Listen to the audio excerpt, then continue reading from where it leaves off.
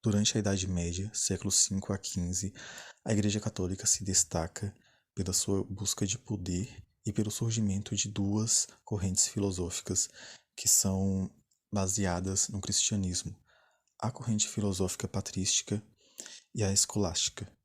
A Igreja Católica já possui um grande poder de influência mesmo com a queda de Roma, sendo que ela era a religião oficial romana, mas conseguiu manter o seu poder de influência. No início da Idade Média, vai surgir a filosofia patrística, onde Agostinho vai ser o principal filósofo. Ele acredita que o pensamento do mundo das ideias de Platão pode ser encaixado completamente no pensamento cristão, em que o mundo perfeito não é o que vivemos.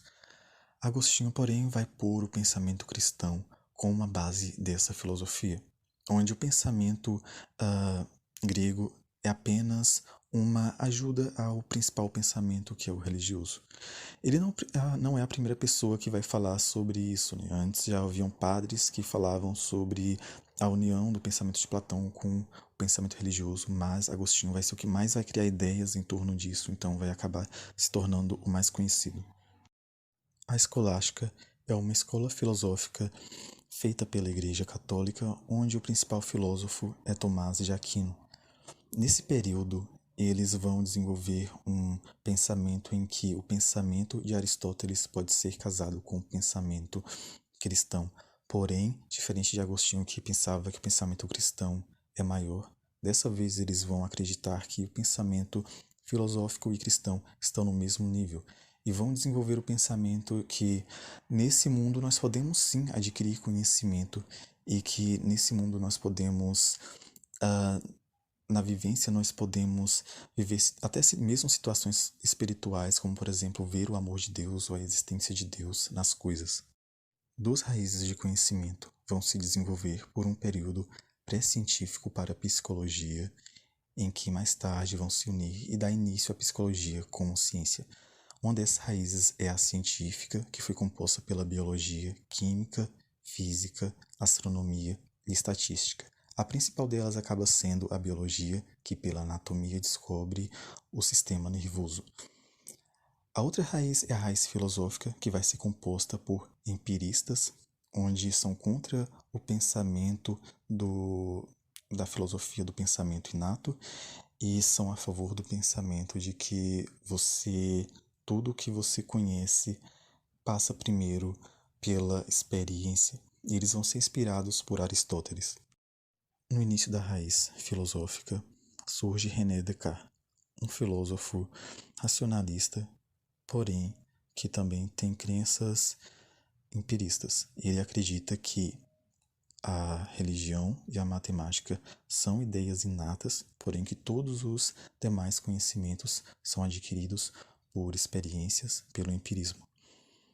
Porém, ele vai colocar a mente, a razão, mais especificamente a razão, como a principal parte do ser humano e aquela que tem o controle sobre o ser humano. Ele acredita sim que existe um mecanismo no corpo, no que se diz a movimentação, mas que até nisso a razão tem um controle. Thomas Hobbes é um pensador empirista que também vai dizer que todo conhecimento, para ser adquirido, primeiro tem que passar pelos nossos sentidos, pela nossa experiência, pela vivência. E ele vai discorrer que nós não temos essa coisa de espírito e nenhuma alma separada do corpo, que somos feitos apenas de corpo e que a razão, os nossos pensamentos, emoções, estão localizadas em algum lugar do nosso corpo.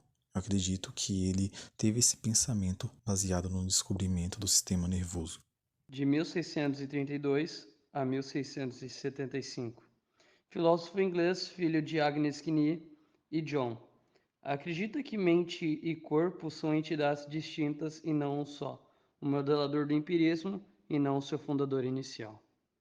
Acreditava que sensações, imagens e ideias formam os pensamentos e ideias da mente, adquiridas através daquilo que o mundo exterior oferece e se é absorvido através das. O mesmo dizia que para haver percepção, primeiro há de adquirir conhecimento. No caso, primeiro necessita da memória e depois da associação de ideias. David Hume, de 1711 a 1776. Filósofo, historiador e ensaísta britânico. Como é de suas famosas frases, todas as nossas ideias ou percepções mais fracas são imitações de nossas mais vivas impressões ou percepções.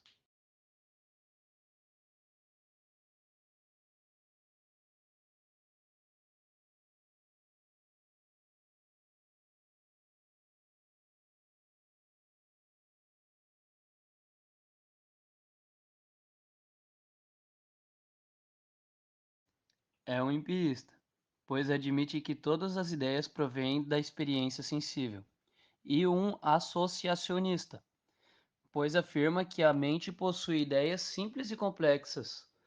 As ideias complexas são formadas pela associação das ideias simples.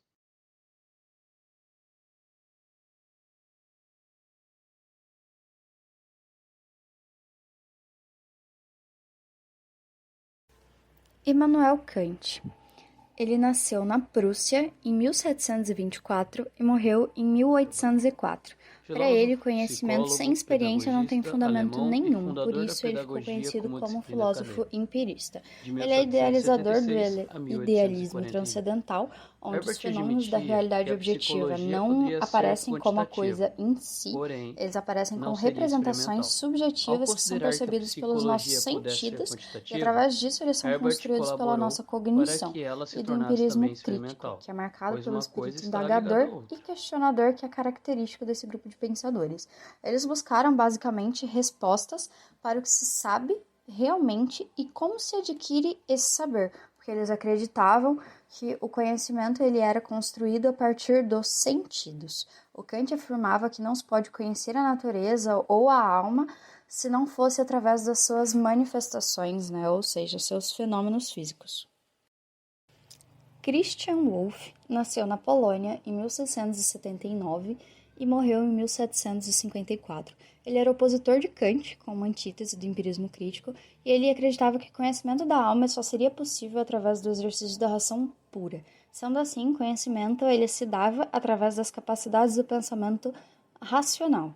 Para ele, o conhecimento só era possível através dos pensamentos racionais. Portanto, ele seria independente dos estímulos que nos chegam através dos órgãos do sentido. Ele acreditava no dualismo entre alma e corpo, acreditando que a alma era dotada de capacidades intelectuais pré-estabelecidas, sendo elas o raciocínio, a memória, o juízo, a imaginação, o sentido e a capacidade de compreender e de amar. E essas faculdades, elas são a explicação da relação da alma e do corpo, e elas se expressam através do corpo.